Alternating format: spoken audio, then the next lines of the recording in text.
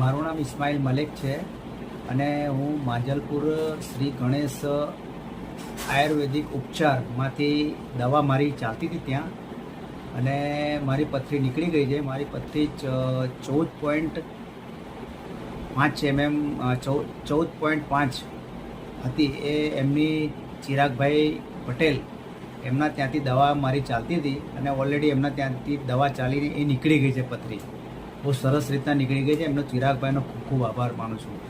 માંજલપુર જય અંબે સ્કૂલની સામે છે એમનું શ્રી ગણેશ ઉપચાર આયુર્વેદિક ઉપચાર, ત્યાંથી નીકળી છે.